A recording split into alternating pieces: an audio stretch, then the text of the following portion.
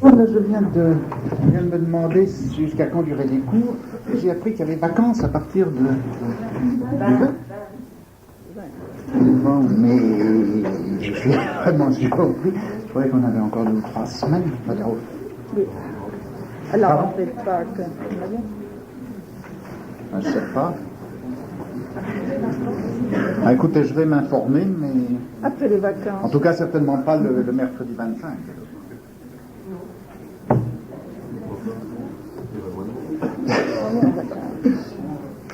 Bon. Ça change évidemment un peu le programme, mais enfin, j'avais pas prévu ça.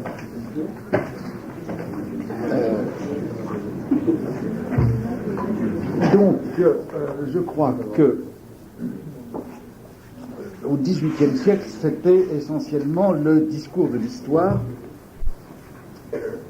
lui essentiellement, et presque lui seul, qui avait fait de la guerre l'analyseur principal et à peu près exclusif des rapports politiques.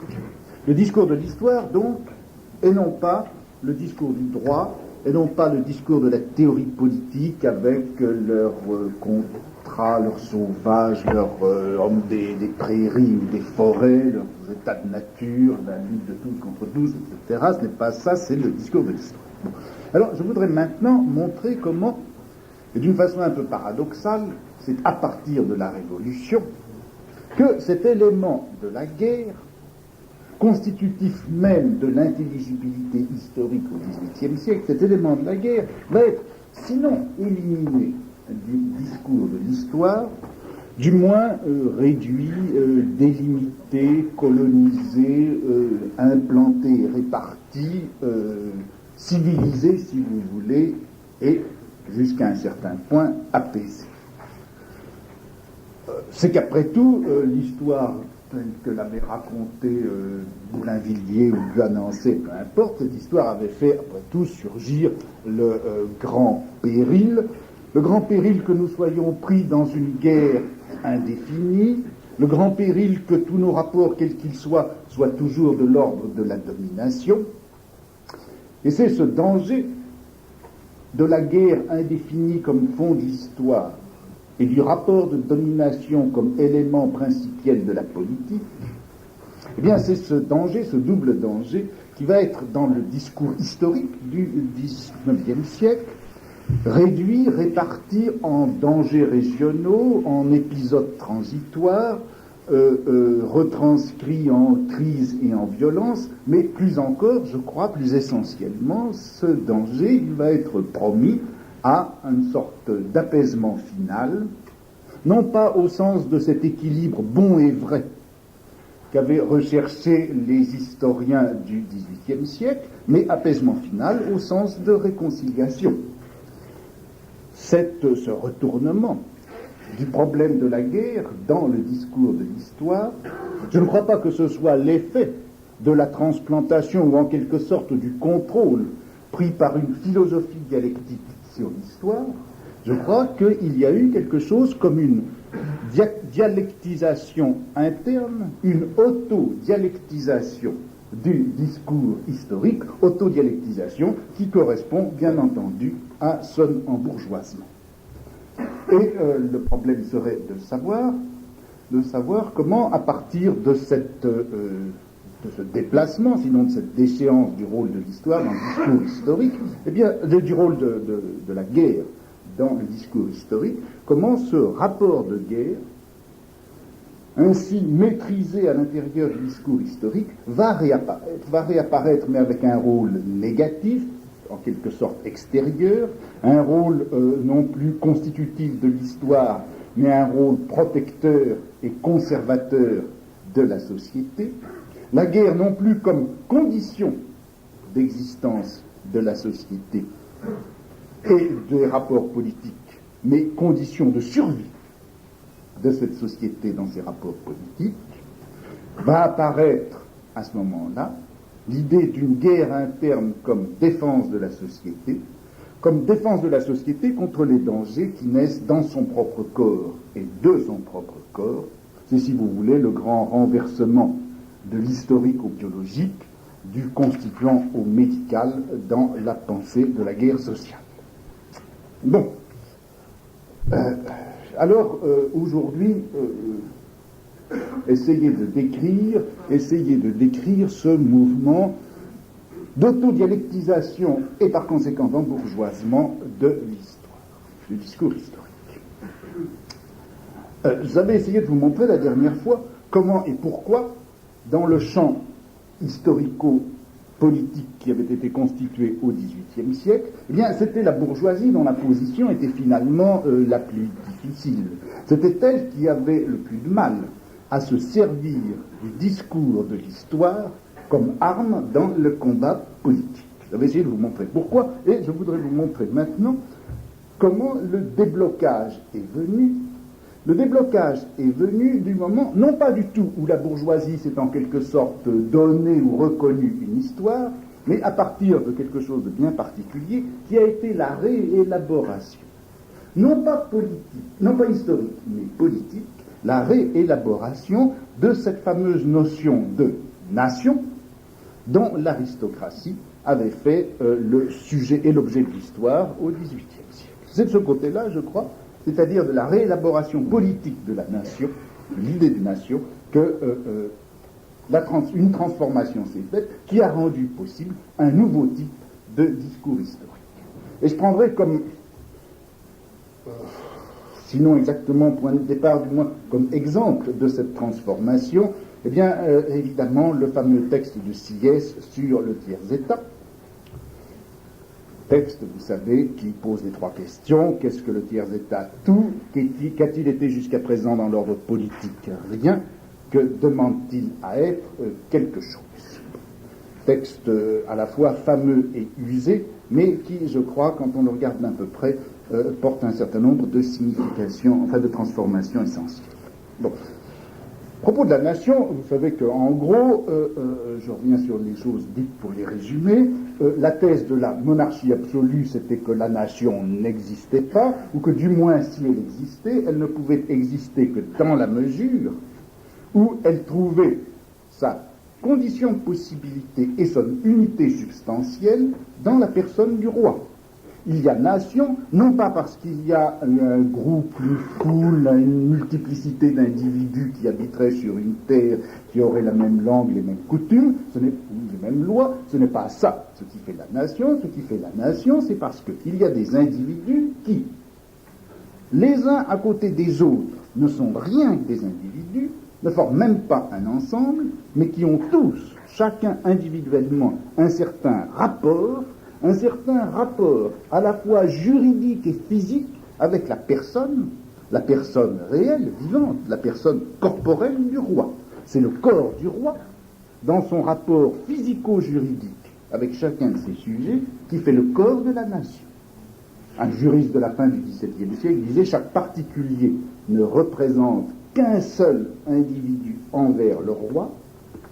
La nation ne fait pas corps, elle réside tout entière dans la personne du roi. » Eh bien, cette nation, simple effet juridique en quelque sorte du corps du roi, de cette nation qui n'avait sa réalité que dans la réalité unique et individuelle du roi, c'est de cette nation que la réaction nobiliaire avait tiré une multiplicité de nations, au moins deux en tout cas, et c'est à partir de là qu'elle avait établi entre elles, entre ces nations, eh bien, des rapports de guerre et de domination. Elle avait fait passer le roi du côté des instruments de guerre et de domination d'une nation sur l'autre. Ce n'est pas le roi qui constitue la nation, c'est une nation qui se donne un roi pour lutter précisément contre les autres nations. Et cette histoire, écrite par la réaction nobiliaire, avait fait de ces relations la trame de l'intelligibilité historique. Bon. Eh bien, avec Sieyès, on va avoir une toute autre définition de la nation, ou plutôt une définition dédoublée de la nation. D'une part, un état juridique. Un état juridique, Sieyès dit que pour qu'il y ait une nation, il faut deux choses. Il faut qu'il y ait une loi commune et une législature. Voilà pour l'état juridique. cette définition de la nation, ou plutôt d'un premier ensemble de conditions nécessaires pour que la nation existe. Cette première définition exige donc, pour qu'on puisse parler de la nation, beaucoup moins que ce qu'exigeait la définition de la monarchie absolue. C'est-à-dire que pour qu'il y ait nation, il n'est pas nécessaire qu'il y ait un roi, il n'est même pas nécessaire qu'il y ait un gouvernement.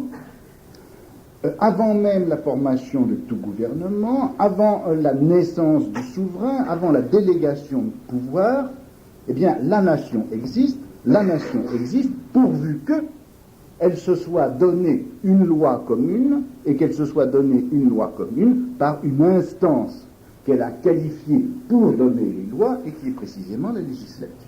Donc la nation, c'est beaucoup moins que ce que demandait la définition de la monarchie absolue, mais c'est d'un autre côté beaucoup plus déjà que ce qu'exigeait la définition de la réaction nobiliaire, puisque pour la réaction, enfin pour l'histoire telle qu'écrivait Blainvilliers, il suffisait pour qu'il y ait une nation, qu'il y ait des hommes qui soient groupés par un certain intérêt et qui aient entre eux un certain nombre de choses communes comme coutumes, habitudes, éventuellement langue. Bon. Pour qu'il y ait nation, selon Sieyès, il faut donc qu'il y ait loi explicite et instance qui les formule, le couple loi-législature est la condition formelle pour qu'il y ait nation. Bon, mais ce n'est là que le premier étage de la définition. Ce n'est que la condition formelle. Pour qu'une nation subsiste, pour que sa loi soit appliquée, pour que sa législature soit reconnue, et ceci non seulement à l'extérieur par les autres nations, mais à l'intérieur même, pour qu'elle subsiste et prospère, bref, comme condition, non plus formelle de son existence juridique, mais comme condition historique de son existence dans l'histoire, eh bien, il faut autre chose. Il faut d'autres conditions, et ce sont ces conditions-là auxquelles s'arrête Sieyès. Ce sont les conditions en quelque sorte substantielles de la nation. Et quelles sont les conditions substantielles de la nation? Il envoie deux groupes. Premièrement, ce qu'il appelle les travaux, c'est-à-dire, premièrement, l'agriculture, deuxièmement, l'artisanat et l'industrie, troisièmement, le commerce, quatrièmement, les arts libéraux. Et en plus de ces travaux, il faut ce qu'il appelle des fonctions. Ces fonctions, c'est l'armée, c'est la justice, c'est l'église et c'est l'administration. Travaux et fonctions, nous dirions plus vraisemblablement sans doute fonctions et appareils pour désigner ces deux ensembles de réquisites historiques de la nation, mais l'important, c'est précisément que ce soit à ce niveau de fonctions et d'appareils que soient définies les conditions de l'existence historique de la nation. Or, en faisant cela, en ajoutant à ces conditions juridico-formelles de la nation des conditions historico-fonctionnelles, je crois que Sieyès renverse, et c'est la première chose qu'on peut signaler, il renverse la direction de toutes les analyses qui avaient été faites jusque-là, que ce soit dans le sens, si vous voulez, de la thèse monarchiste, ou que ce soit dans un sens, dans une direction de type rousseauiste. Parce que, tant qu'avait duré, tant qu'avait régné la définition juridique de la nation, au fond, ces éléments que Sieyès isole comme conditions substantielles de la nation, l'agriculture, le commerce, l'industrie, etc., qu'est-ce que c'était? Ce n'était pas la condition pour que la nation existe, c'était au contraire l'effet de l'existence de la nation. C'était précisément lorsque les hommes, répartis individuellement sur la surface de la terre, à la limite de la forêt ou dans les prairies, c'était au moment où ils voulaient développer leur agriculture, c'était pour avoir un commerce, c'était pour pouvoir avoir entre eux des relations de type économique, c'était pour cela qu'ils se donnaient une loi, un État ou un gouvernement. C'est-à-dire que toutes ces fonctions n'étaient en réalité que de l'ordre de la conséquence, ou en tout cas de l'ordre de la finalité, par rapport à la constitution juridique de la nation, et ce n'était simplement que lorsque cette organisation juridique de la nation était acquise, que ces fonctions pouvaient se déployer. Quant aux appareils comme l'armée, la justice, l'administration, etc., là non plus ce n'était pas la condition pour que la nation existe, c'en étaient sinon les effets, du moins là, les instruments et la garantie. C'était une fois la nation constituée qu'on pouvait se donner quelque chose comme une armée ou comme une justice.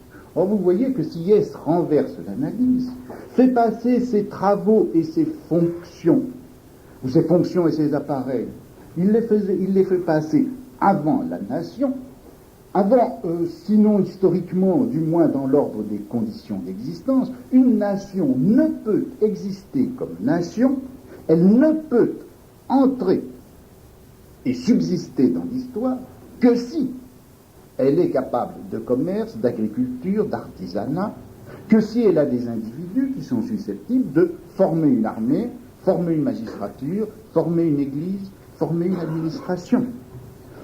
Ceci veut dire qu'un groupe d'individus peut toujours se réunir, il peut toujours se donner des lois et une législature, il peut se donner une constitution. S'il n'a pas ces capacités de faire du commerce, de l'artisanat, de l'agriculture, de former une armée, une magistrature, etc., s'il n'a pas ces capacités, il ne sera jamais historiquement une nation. Il le sera peut-être juridiquement, mais jamais historiquement. Ce n'est jamais ni le contrat, ni la loi, ni le consensus qui peuvent être réellement créateurs de nations. Mais inversement, il peut se faire parfaitement qu'un groupe d'individus ait de quoi ait la capacité historique de former ses travaux, d'exercer ses fonctions, et pourtant n'avoir jamais reçu une loi commune et une législature. Ils seront en quelque sorte, ces gens, en possession des éléments substantiels et fonctionnels de la nation. Ils ne seront pas en possession de ces éléments formels. Ils seront capables de nation, ils ne seront pas une nation. Or, à partir de là, on peut analyser, c'est ce que fait Sieyès, ce qui se passe en France. Qu'est-ce qui se passe en France à la fin du XVIIIe siècle selon lui? Eh bien, il y a en effet une agriculture, un commerce, un artisanat, des arts libéraux qui assurent ces différentes fonctions, le tiers-État et le tiers-État seulement. Qui fait fonctionner l'armée, l'église, l'administration, la justice? Bien sûr, à certaines places importantes, on trouve des gens qui appartiennent à l'aristocratie, mais pour les 9/10 de ces appareils, c'est le tiers-État, selon Sieyès, qui en assure le fonctionnement. En revanche, ce tiers-État qui, effectivement, assume en lui les conditions substantielles de la nation, n'en a pas reçu le statut formel, il n'a pas reçu le statut formel, il n'y a pas en France de loi commune, mais une série de lois dont les unes s'appliquent à la noblesse, les autres au tiers-État, les autres au clergé, etc. Pas de loi commune, pas de législature non plus, puisque les lois ou les ordonnances sont fixées par un système que Sieyès appelle aulique, le système de la cour, c'est-à-dire de l'arbitraire royal. Bon, eh bien, de cette analyse, je crois qu'on peut tirer un certain nombre de conséquences. Les unes, bien sûr, sont d'ordre immédiatement politique.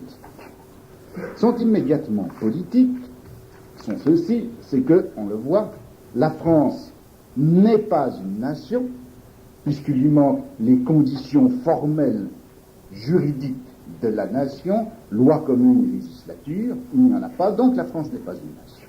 Et pourtant, il y a en France une nation, c'est-à-dire un groupe d'individus qui portent en eux la capacité à assurer l'existence substantielle et historique de la nation. Ces gens sont porteurs des conditions historiques d'existence d'une nation et de la nation. D'où la formule centrale du texte de Sieyès. Formule centrale qui ne peut se comprendre que précisément dans un rapport polémique, explicitement polémique, avec les thèses de Boulainvilliers, de Buanancé, etc. Cette formule qui est le tiers-État est une nation complète. cette formule veut dire ceci.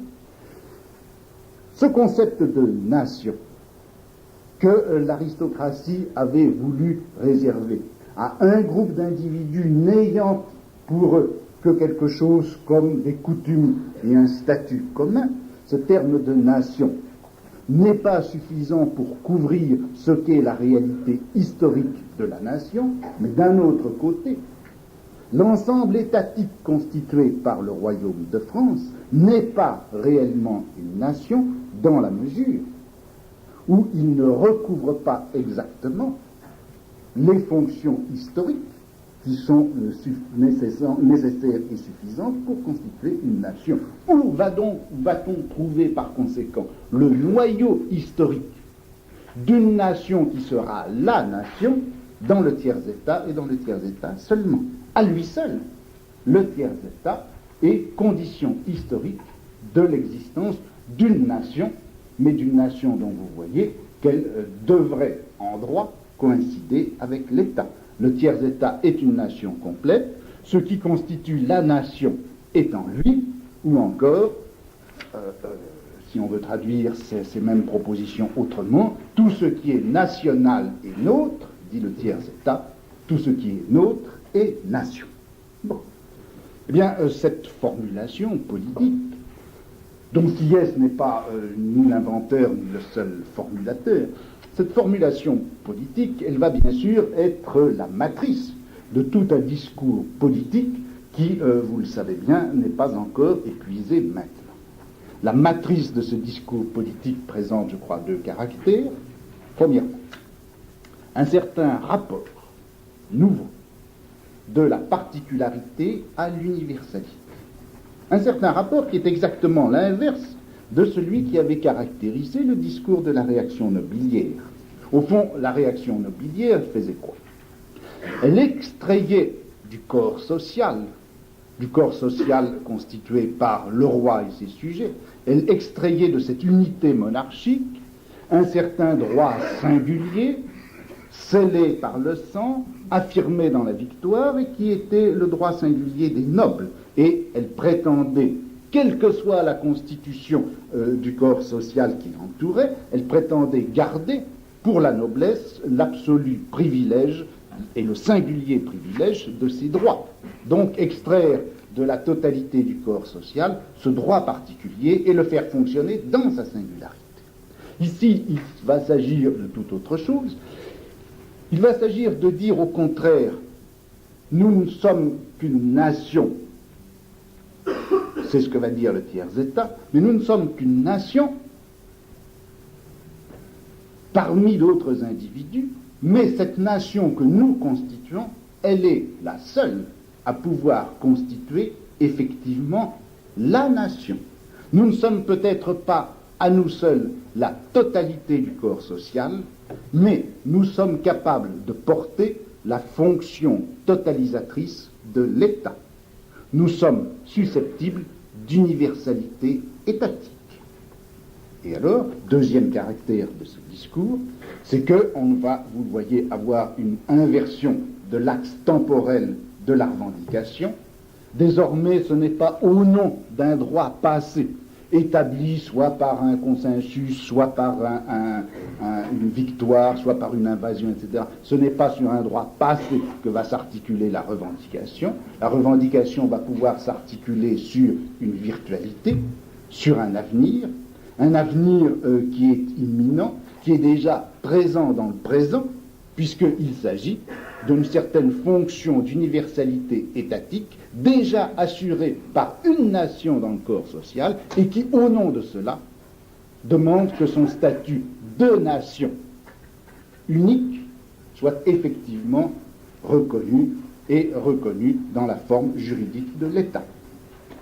Voilà, si vous voulez, pour ce qui concerne les conséquences politiques de ce type-là d'analyse et de discours.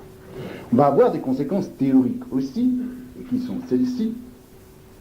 Vous voyez que ce qui définit dans ces conditions une nation, ce n'est pas son archaïsme, son ancestralité, ce n'est pas son rapport au passé, c'est son rapport à quelque chose d'autre, c'est son rapport à l'État. Ce qui veut dire plusieurs choses. Ce qui veut dire d'abord que la nation se spécifie, non pas essentiellement, par rapport à d'autres nations. Ce qui va caractériser la nation, ce n'est pas, si vous voulez, un rapport horizontal avec d'autres groupes qui seraient des nations ou autres, des nations adverses, des nations opposées ou juxtaposées. Ce qui va caractériser les nations, c'est un rapport au contraire vertical, allant de ce corps d'individus susceptibles de constituer un État jusqu'à l'existence effective de l'État lui-même. C'est cet axe vertical nation-État ou virtualité étatique, réalisation étatique, c'est le long de cet axe que la nation va être caractérisée et située. Cela veut dire aussi que ce qui constitue la force d'une nation, ce n'est pas tellement sa vigueur physique, ses aptitudes militaires, en quelque sorte son intensité barbare que les historiens nobiliaires du début du XVIIIe siècle avaient voulu décrire. Ce qui constitue maintenant la force d'une nation, c'est quelque chose comme des capacités, des virtualités, et des virtualités qui toutes s'ordonnent à la figure de l'État. Une nation sera forte et sera d'autant plus forte qu'elle détiendra par devers elle plus de capacités étatiques. Cela veut dire aussi que le propre d'une nation, ce n'est pas tellement de dominer les autres. Ce qui va constituer l'essentiel de la fonction et du rôle historique de la nation, ce ne sera pas d'exercer sur les autres nations un rapport de domination, ce sera quelque chose d'autre, ce sera de s'administrer soi-même, de gérer, de gouverner, d'assurer sur soi la constitution et le fonctionnement de la figure et du pouvoir étatique. Non pas domination, mais étatisation. La nation n'est donc plus essentiellement un partenaire dans les rapports sauvages et belliqueux de domination, ou plutôt barbares et belliqueux de domination. La nation, c'est le noyau actif, constitutif de l'État. La nation, c'est l'État au moins en pointillé, c'est l'État dans la mesure où il est en train de naître et de se former et de trouver ses conditions historiques d'existence dans un groupe d'individus. Voilà pour, si vous voulez, les conséquences théoriques au niveau de ce qu'on entend par nation. Conséquence maintenant pour le discours historique, c'est que l'on va avoir maintenant un discours historique qui réintroduit et jusqu'à un certain point replace en son centre le problème de l'État. Et en ceci, on va avoir un discours historique qui jusqu'à un certain point se rapprochera de ce discours historique tel qu'il existait au XVIIe siècle et dont j'avais essayé de vous montrer qu'il était essentiellement une certaine manière pour l'État de tenir un discours sur lui-même, discours qui avait des fonctions justificatrices, liturgiques, c'était l'État racontant son propre passé, c'est-à-dire établissant sa propre légitimité et se renforçant en quelque sorte au niveau de ses droits fondamentaux. C'était ça le discours de l'histoire au XVIIe siècle encore. Bon. Ce discours de l'histoire, c'est contre lui que la réaction nobiliaire avait lancé son brûlot et cet autre type de discours historique dans lequel la nation était précisément ce par quoi on pouvait décomposer l'unité étatique et montrer que sous l'apparence formelle de l'État, il existait d'autres forces qui justement n'étaient pas les forces de l'État, mais les forces d'un groupe particulier, ayant son histoire particulière, son rapport au passé, ses victoires, son sang, ses rapports de domination, etc. Maintenant, on va avoir un discours de l'histoire qui se rapproche de l'État, qui ne sera plus dans ses fonctions essentielles anti-étatiques, mais il s'agira non pas de faire dans cette nouvelle histoire, il s'agira non pas de faire tenir à l'État un discours qui serait le sien propre et celui de sa justification, il va s'agir de faire l'histoire des rapports qui se trament indéfiniment entre la nation et l'État. Il va s'agir de faire l'histoire des rapports entre les virtualités étatiques de la nation et la totalité effective de l'État.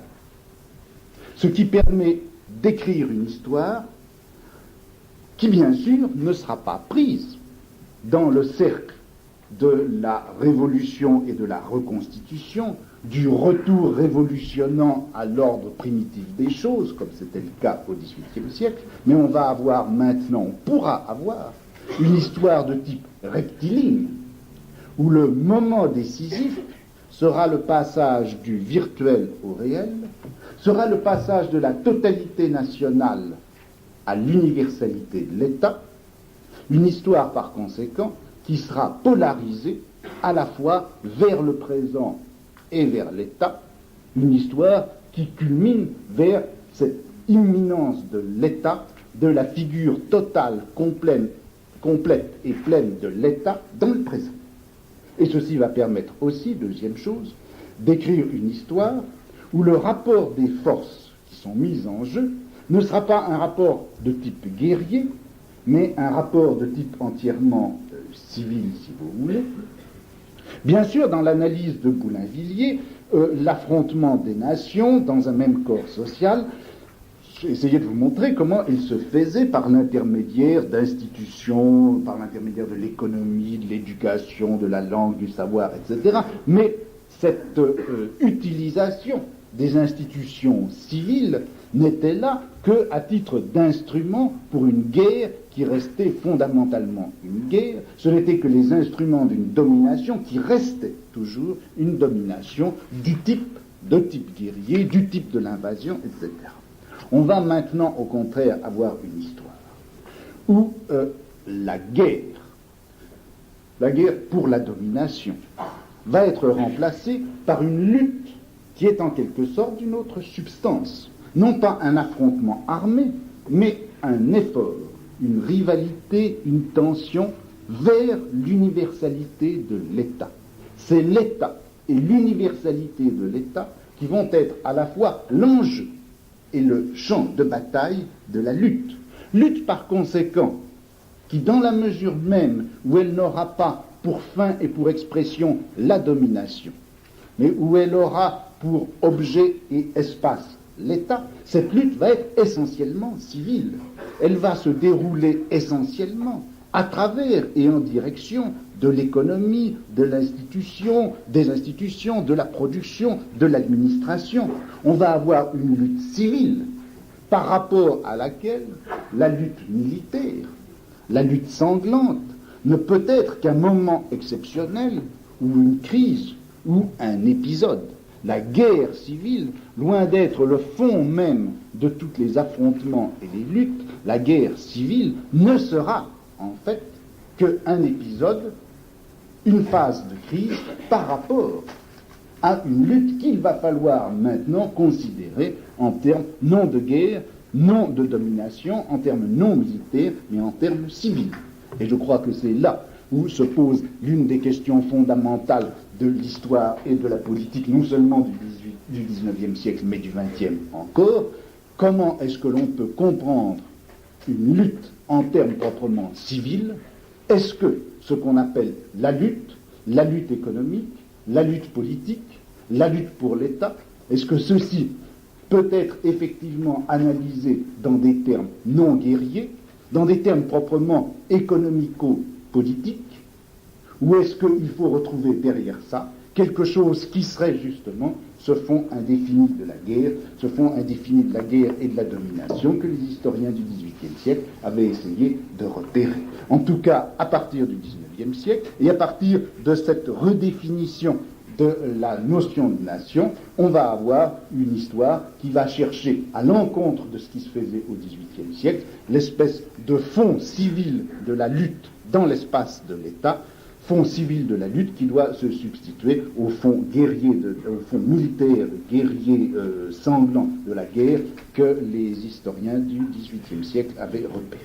Bon, voilà, si vous voulez, pour les conditions de possibilité de ce niveau discours historique. Concrètement, quelle forme va prendre cette nouvelle histoire ? Eh bien, je crois que si on veut la mettre en place comme ça, d'une façon globale, on peut dire ceci.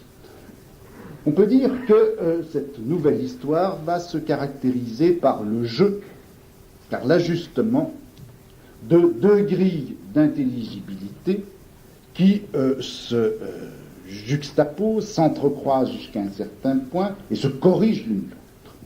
La première, c'est la grille d'intelligibilité qui avait été constituée et utilisée au XVIIIe siècle.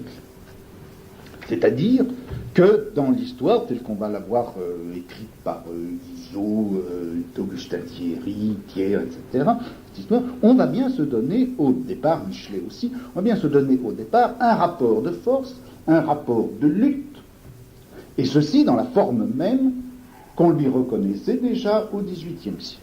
C'est-à-dire la guerre, la bataille, l'invasion, la conquête. Les historiens, disons, de type encore aristocratique comme Montlosier, mais aussi Augustin Thierry, mais aussi Guizot, se donnent toujours cette lutte comme matrice, si vous voulez, d'une histoire. Bon, Augustin Thierry, par exemple, dit « Nous croyons être une nation ». Et en fait, nous sommes deux nations sur la même terre, deux nations ennemies dans leurs souvenirs, inconciliables dans leurs projets. L'une a autrefois conquis l'autre.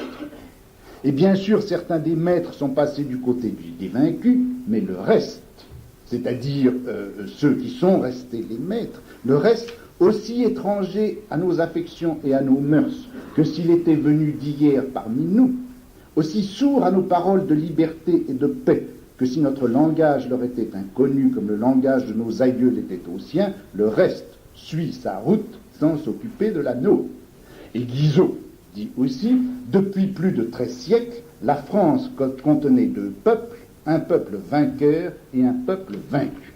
Donc, si vous voulez, on a bien, à ce moment-là encore, le même point de départ, la même grille d'intelligibilité qu'au XVIIIe siècle. Mais à cette première grille s'en ajoute une autre qui à la fois complète et inverse cette dualité originelle.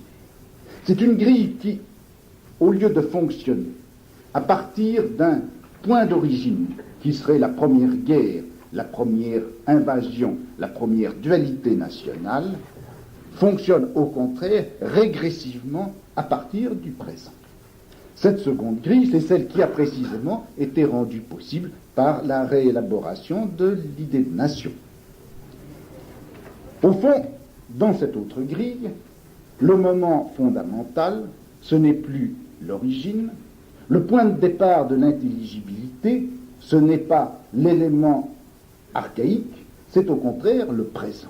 Et on a là, je crois, un phénomène important qui est l'inversion de la valeur du présent dans le discours historique et politique.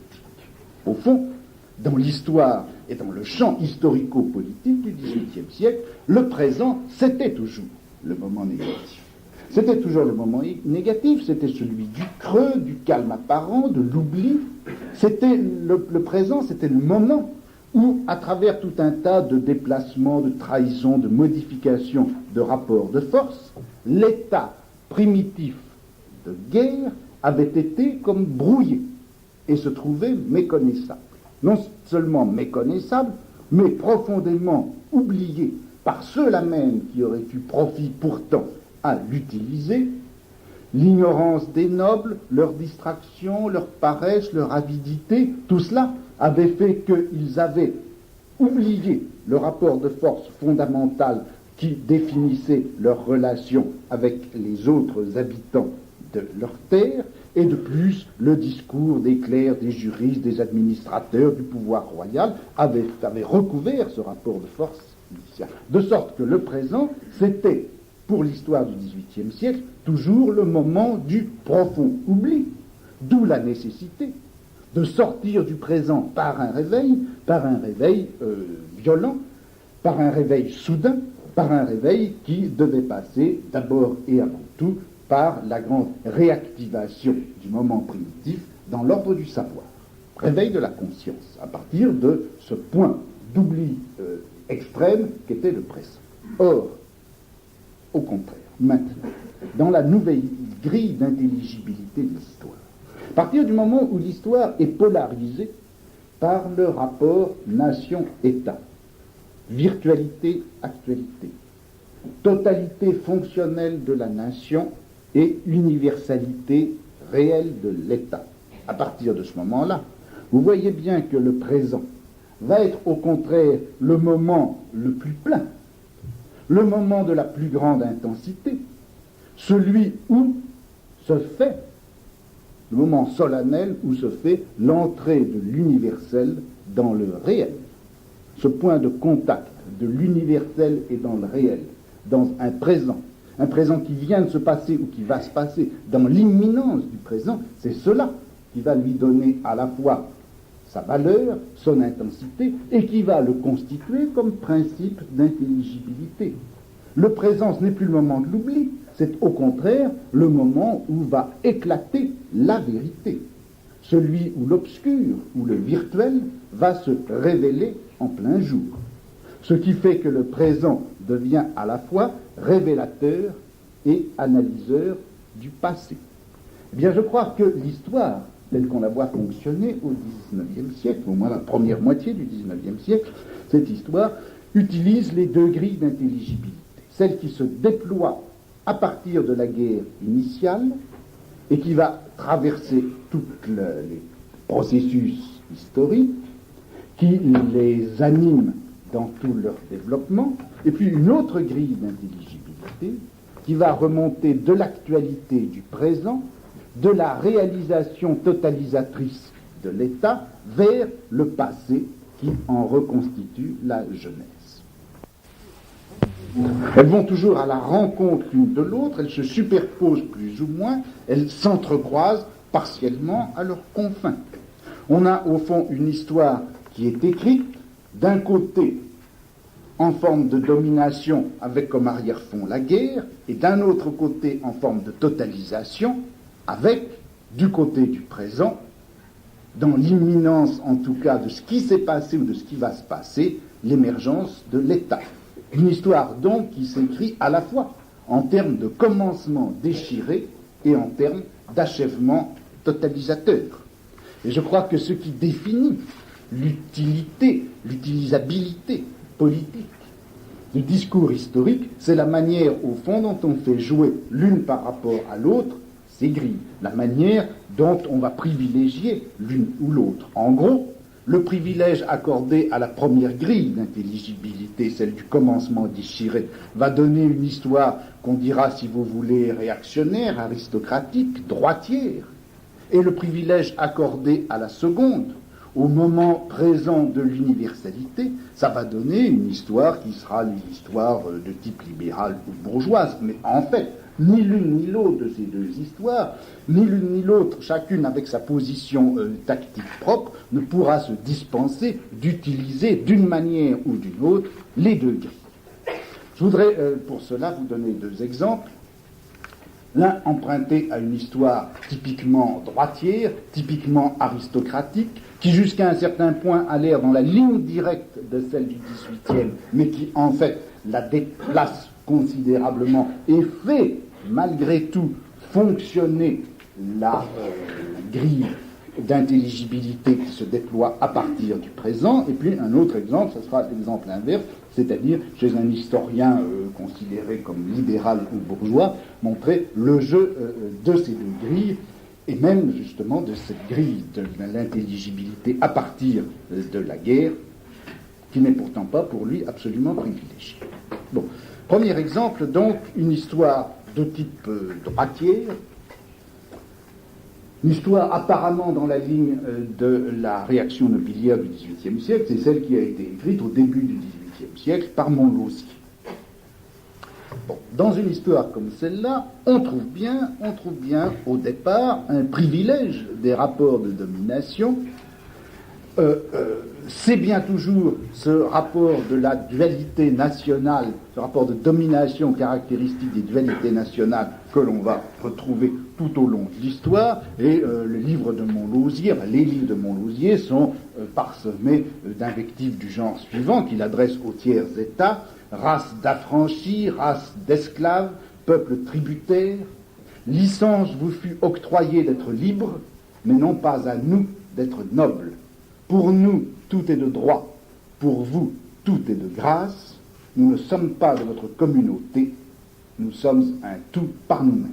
Et là encore, vous retrouvez ce fameux thème dont je vous parlais à propos de Sieyès, mais retrouvé. Dans le même sens, Jouffroy, écrivait dans une revue quelconque, je ne sais plus laquelle, une phrase comme celle-là: la race septentrionale s'est emparée de la Gaule sans en extirper les vaincus. Elle a légué à ses successeurs les terres de la conquête. Elle a légué à ses successeurs les terres de la conquête à gouverner et les hommes de la conquête à régir. Dualité nationale donc affirmée par tous ces historiens qui sont en gros des émigrés qui rentrent en France et qui reconstituent en quelque sorte au moment de la réaction ultra, qui reconstituent une sorte de moment privilégié de l'invasion. Bon. Mais à y regarder de plus près, l'analyse de Montlosier fonctionne fort différemment de ce qu'on voyait au XVIIIe siècle. Montlosier part d'un rapport de domination qui résulte d'une guerre, bien sûr, qui résulte plutôt d'une multiplicité de guerres qu'il ne cherche pas, au fond, à situer.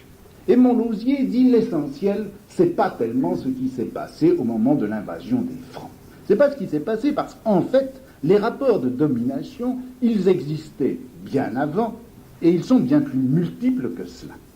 En Gaule, bien avant même l'invasion romaine, il y avait déjà un rapport de domination entre une noblesse et un peuple qui était tributaire.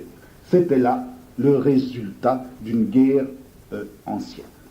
Les Romains sont arrivés, apportant leur guerre avec eux, mais apportant également un rapport de domination entre leur aristocratie et les gens qui n'étaient que les clients de ces riches, de ces nobles ou de ces aristocrates. Et là encore, rapport de domination, résultat d'une vieille guerre. Et puis les Germains sont arrivés avec leur propre rapport interne de sujétion entre ceux qui étaient guerriers libres et puis les autres qui n'étaient que des sujets. Donc finalement, ce qui s'est constitué au début du Moyen-Âge, à l'aurore de la féodalité, ça n'a pas été la superposition pure et simple d'un peuple vainqueur et d'un peuple vaincu, mais le mélange de trois systèmes de domination interne, celui des Gaulois, celui des Romains et celui des Germains. Et au fond, l'aristocratie féodale, la noblesse féodale du Moyen-Âge n'est que le mélange de ces trois aristocraties, qui se sont constituées en une aristocratie nouvelle et qui ont exercé un rapport de domination sur des gens qui étaient eux-mêmes le mélange des tributaires gaulois, des clients romains et des sujets germains. De sorte qu'on a eu un rapport de domination entre quelque chose qui était une noblesse, qui était une nation, mais qui était aussi la nation tout entière, c'est-à-dire la noblesse féodale. Et puis, à l'extérieur de cette nation, comme objet, comme partenaire de son rapport de domination, on va avoir tout un peuple de tributaires, de serfs, etc., qui sont en réalité non pas l'autre partie de la nation, mais qui sont hors nation. Si vous voulez, Montlosier fait jouer un monisme au niveau de la nation et au profit de la noblesse, et puis un dualisme au niveau de la domination. Or, par rapport à cela, quel va être le rôle, selon Montlosier, de la monarchie? Eh bien, le rôle de la monarchie a été de constituer, à partir de cette masse hors nation, qui était donc le résultat, le mélange des serfs, des tribus, des sujets germains, des clients romains, des tributaires gaulois. Eh bien, de cette masse hors nation, le pouvoir royal va faire une nation. Il va faire un autre peuple. La monarchie a affranchi les tributaires, elle a accordé des droits aux villes, elle les a rendus indépendantes de la noblesse, elle a même affranchi les serfs, elle a créé de toutes pièces quelque chose dont Montlosier dit que c'est un nouveau peuple, égal en droit à l'ancien peuple, c'est-à-dire à la noblesse, et de beaucoup supérieur en nombre. Le pouvoir royal, dit Montlosier, a constitué une classe immense. Or, il y a là, dans ce type d'analyse, la réactivation, bien sûr, de tous les éléments qu'on a vu utiliser au XVIIIe siècle, mais avec une modification fondamentale. C'est que vous le voyez, les processus de la politique, tout ce qui s'est passé depuis le Moyen-Âge jusqu'au XVIIe ou XVIIIe siècle pour Montlosier, ça ne consiste pas simplement à modifier, à déplacer des rapports de force entre deux partenaires qui auraient été donnés d'entrée de jeu et qui auraient été placés face à face depuis l'invasion. En fait, ce qui s'est passé, c'est la création, à l'intérieur d'un ensemble qui était mononational et tout entier concentré autour de la noblesse, la création de quelque chose d'autre, la création d'une nouvelle nation, d'un nouveau peuple, de ce que Montlosier appelle une nouvelle classe. Fabrication, par conséquent, d'une classe, de classes à l'intérieur du corps social. Or, à partir de cette fabrication d'une classe nouvelle, qu'est-ce qui va se passer? Eh bien, le roi se sert de cette nouvelle classe pour arracher à la noblesse ses privilèges économiques et politiques. Quels moyens emploie-t-il? Là encore, Montlosier reprend ce que ses prédécesseurs ont dit: mensonges, trahison, alliance contre nature, etc. Le roi utilise aussi la force vive, et la force vive de cette nouvelle classe, il utilise les révoltes. Révolte des villes contre les seigneurs, jacquerie des paysans contre les propriétaires terriens. Or, derrière toutes ces révoltes, dit Montlosier, que faut-il voir? Le mécontentement de cette nouvelle classe, bien sûr, mais surtout la main du roi. C'est le roi qui animait toutes les révoltes, parce que chaque révolte affaiblissait le pouvoir des nobles et par conséquent renforçait le pouvoir des rois qui poussaient les nobles à faire des concessions. Et d'ailleurs, par un processus circulaire, chaque mesure royale d'affranchissement augmentait l'arrogance et la force du nouveau peuple, et par conséquent, chaque mesure d'affranchissement, chaque concession que le roi faisait à cette nouvelle classe entraînait de nouvelles révoltes. Il y a donc un lien essentiel dans toute l'histoire de France entre la monarchie et la révolte populaire. Monarchie et révolte populaire ont partie liée, et le transfert à la monarchie de tous les pouvoirs politiques que la noblesse avait détenus autrefois, eh bien ce transfert s'est fait essentiellement par l'arme de ces révoltes concertées, animées, en tout cas entretenues et favorisées par le pouvoir royal. Bon, à partir de là, le pouvoir royal s'arroge seul. Le pouvoir s'arroge seul, mais il ne peut le faire fonctionner, bien sûr, il ne peut l'exercer qu'en faisant appel à cette nouvelle classe. Il confiera donc ses justices, son administration, etc., à cette nouvelle classe qui se trouve prendre ainsi en charge toutes les fonctions de l'État. Toutes les fonctions de l'État, de sorte que le dernier moment du processus, ce dernier moment ne peut être bien sûr que la révolte ultime, celle où l'État tout entier, étant tombé entre les mains de cette nouvelle classe, entre les mains du peuple, l'État tout entier échappe au pouvoir royal. Il ne va plus rester face à face qu'un roi qui n'a en réalité de pouvoir que celui qui lui a été donné par les révoltes populaires, et d'un autre côté, une classe populaire qui a entre ses mains tous les instruments de l'État. Dernier épisode, dernière révolte qui se fait contre qui? Contre celui qui a oublié qu'il était le dernier aristocrate à détenir encore du pouvoir, c'est-à-dire le roi. La Révolution française apparaît donc dans l'analyse de Montlosier comme le dernier épisode de ce processus de transfert qui a constitué l'absolutisme royal. L'achèvement de cette constitution du pouvoir monarchique, c'est la Révolution. La Révolution a renversé les rois, pas du tout. La Révolution, elle a achevé l'œuvre des rois et elle en dit littéralement la vérité. La Révolution doit être lue comme l'achèvement de la monarchie, achèvement tragique peut-être, mais achèvement politiquement vrai. Et la scène du 21 janvier 1993 a peut-être décapité le roi. On a décapité le roi, mais on a couronné la monarchie. La Convention, c'est la vérité de la monarchie mise à nu. Et la souveraineté arrachée à la noblesse par le roi est maintenant, d'une façon absolument nécessaire, dans les mains d'un peuple qui se trouve, dit Montlosier, l'héritier légitime des rois.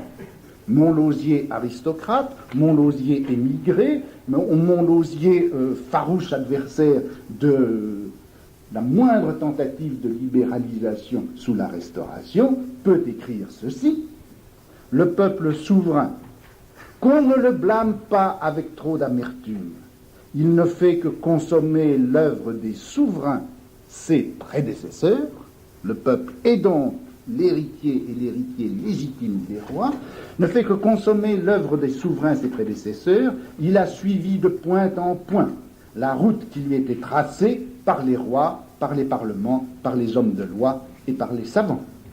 De sorte que vous voyez qu'on a bien chez Montlosier, encadrant en quelque sorte l'analyse historique elle-même, la formulation que tout est parti d'un état de guerre et d'un rapport de domination, on a bien dans ces revendications politiques de l'époque de la Révolution, de la Restauration, l'affirmation que la noblesse doit rentrer dans ses droits, récupérer les biens nationalisés, reconstituer ce rapport de domination qu'elle avait exercé autrefois à l'égard du peuple tout entier. Bien sûr, il y a cette affirmation, mais vous voyez que le discours historique qu'il tient, dans son noyau, dans son contenu central, est bien un discours historique qui fait fonctionner le présent comme moment plein, moment de l'effectuation, moment de la totalisation, moment à partir de quoi tous les processus historiques qui ont noué les rapports entre l'aristocratie et la monarchie arrivent finalement à leur point ultime, dernier, à leur moment plein, celui où se constitue une totalité étatique entre les mains d'une collectivité nationale. Et dans cette mesure-là, on peut dire que ce discours, quels que soient les thèmes politiques ou les éléments d'analyse qui se réfèrent, qui sont directement transplantés de l'histoire, disons, de Boulainvilliers ou de Bladencé, cette histoire fonctionne en réalité sur un autre modèle. Bon. Bien maintenant, je voudrais prendre, pour terminer, un autre type d'histoire directement opposée. C'est l'histoire d'Augustin Thierry, adversaire explicite de Montlosier. Bon, eh bien, chez lui, le point de l'intelligibilité de l'histoire, ça va être bien sûr de façon privilégiée le présent. Explicitement, c'est la seconde grille, la grille qui va partir du présent pour d'un présent plein pour révéler les éléments et les processus du passé. C'est cette grille-là qui va être utilisée. Totalisation étatique, c'est cela qui doit être projeté sur le passé, et on doit faire la genèse de cette totalisation. La Révolution est précisément pour Augustin Thierry, ce moment plein.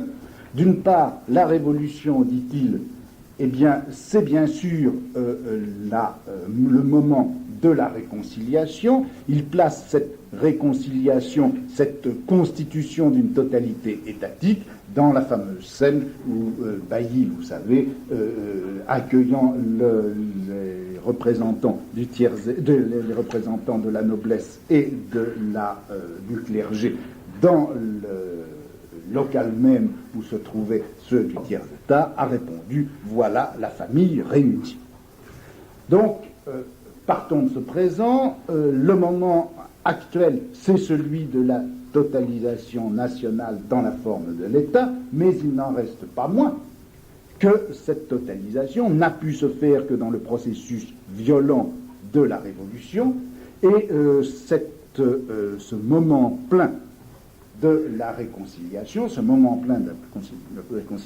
il porte encore la figure et la trace de la guerre, et Augustin Thierry dit que la Révolution française, ce n'est au fond rien d'autre que le dernier épisode d'une lutte qui a duré plus de 13 siècles et qui est la lutte entre les vainqueurs et les vaincus. Alors tout le problème de l'analyse historique pour Augustin Thierry, ça va être de montrer comment une lutte entre vainqueurs et vaincus a pu traverser toute l'histoire et conduire à un présent qui justement n'a plus la forme de la guerre, qui n'a plus la forme d'une domination dissymétrique qui continuerait les précédentes ou qui les retournerait dans un autre sens, mais comment cette guerre a pu mener à la genèse d'une universalité où la lutte ne peut, ou la guerre en tout cas, ne peut que disparaître. Comment des deux parties, est-ce qu'il a pu en trouver une qui a été porteuse d'universalité? C'est ça le problème de l'histoire pour Augustin Thierry. Et son analyse, alors, va consister à retrouver l'origine d'un processus qui est duel au départ, mais qui va être à la fois moniste et universaliste à la fin.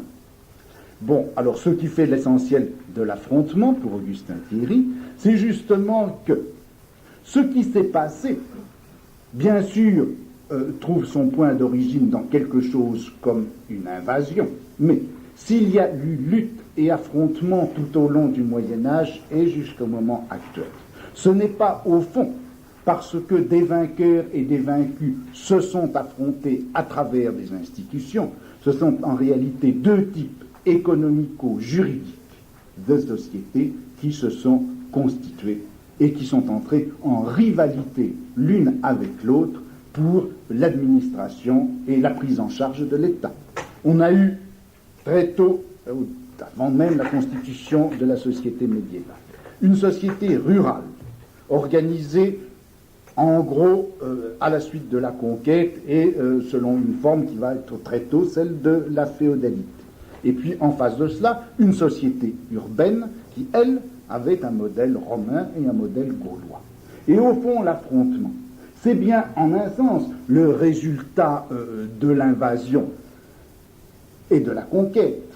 Mais l'affrontement, c'est essentiellement, substantiellement, la lutte entre deux sociétés, dont les conflits vont être par moments conflits armés, mais qui vont être pour l'essentiel un affrontement d'ordre politique et économique.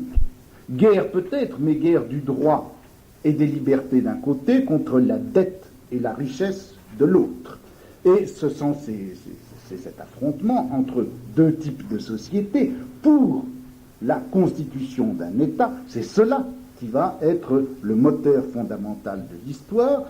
Jusqu'au 9e, 10e siècle, ce sont les villes qui sont perdantes dans cet affrontement, dans cette lutte pour l'État et pour l'universalité de l'État. Et puis, à partir du 10e, 11e siècle, renaissance au contraire des villes, renaissance des villes qui se fait sur le modèle italien au sud, sur le modèle nordique dans les régions du nord. Bon, nouvelle forme en tout cas d'organisation juridique et économique. Et si la société urbaine l'emporte finalement, c'est parce que, non pas du tout elle aurait remporté quelque chose comme une victoire militaire, mais c'est tout simplement qu'elle a pour elle, et de plus en plus, non seulement la richesse, mais la capacité administrative, mais aussi une morale, une certaine manière de vivre, une certaine manière d'être, une volonté, des instincts novateurs, dit Augustin Thierry, une activité aussi, qui lui donneront assez de force pour que ces institutions cessent un jour d'être locales et deviennent enfin les institutions mêmes du droit politique et du droit civil du pays.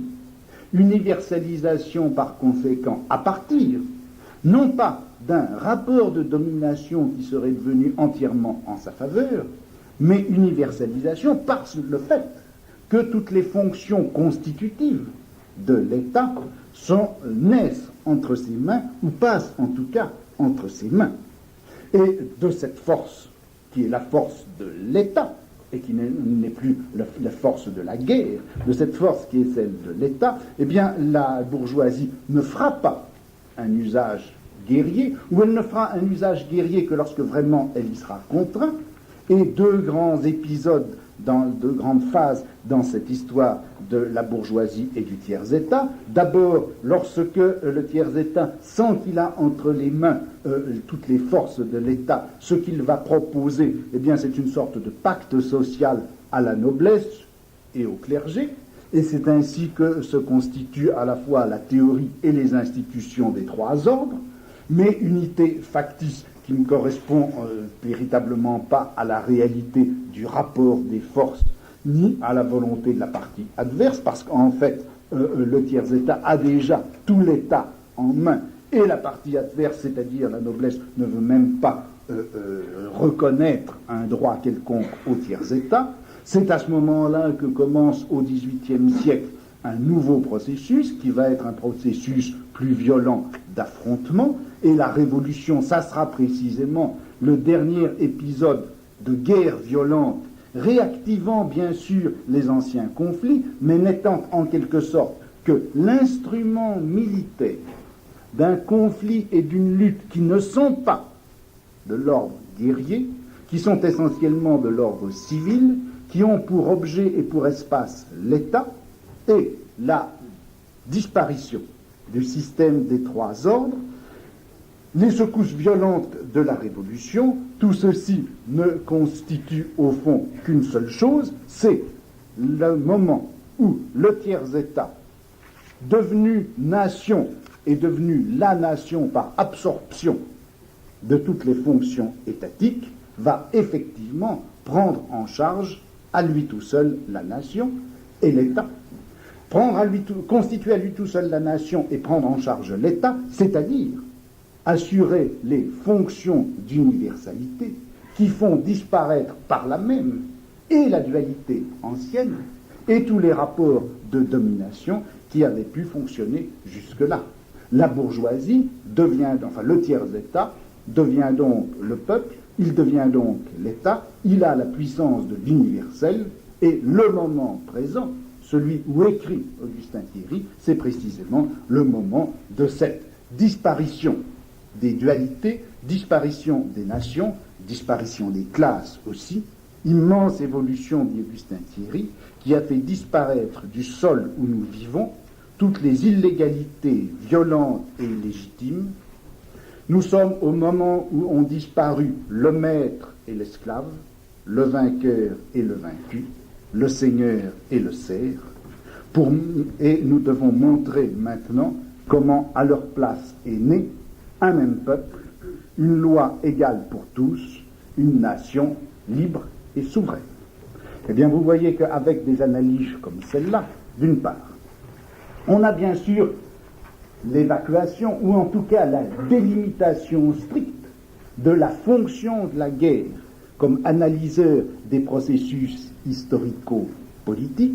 La guerre n'est plus que momentanée et instrumentale par rapport à des affrontements qui, eux, ne sont pas de tout belliqueux. Deuxièmement, vous voyez que l'élément essentiel, ce n'est plus ce rapport de domination qui jouerait des uns aux autres, d'une nation à une autre, d'un groupe à un autre, mais le rapport fondamental, c'est l'État. Et vous voyez enfin comment, à l'intérieur d'analyses comme celle-là, on voit se dessiner quelque chose qui est, je dirais, immédiatement assimilable, immédiatement transférable à un discours philosophique de type dialectique. La possibilité d'une philosophie de l'histoire, c'est-à-dire l'apparition au début du XIXe siècle d'une philosophie qui trouvera dans l'histoire, qui trouvera dans la plénitude du présent, le moment où l'universel se dit dans sa vérité. Vous voyez que cette philosophie, je ne dis pas qu'elle est préparée, Je dis qu'elle fonctionne déjà à l'intérieur du discours historique. Il y a eu une autodialectisation du discours historique qui s'est fait indépendamment de tout transfert explicite ou toute utilisation explicite d'une philosophie dialectique au discours historique, mais l'utilisation par la bourgeoisie d'un discours historique, la modification par la bourgeoisie des éléments fondamentaux de l'intelligibilité historique qu'elle avait recueillis du XVIIIe siècle, cette modification a été en même temps une autodialectisation du discours historique, et vous comprenez comment, à partir de là, entre discours de l'histoire et discours de la philosophie, eh bien, les rapports ont pu se nouer. Au fond, la philosophie de l'histoire n'existait au XVIIIe siècle que comme spéculation sur la loi générale de l'histoire. À partir du XIXe siècle commence quelque chose de nouveau et je crois de fondamental. L'histoire et la philosophie vont poser cette question commune. Qu'est-ce qui, dans le présent, porte l'universel? Qu'est-ce qui, dans le présent, est la vérité de l'universel? C'est la question de l'histoire, c'est également la question de la philosophie. La dialectique est née. Bon, eh bien, alors je ne sais pas si je vous ferai un cours ou plusieurs, ça dépendra donc des vacances, du découpage du temps.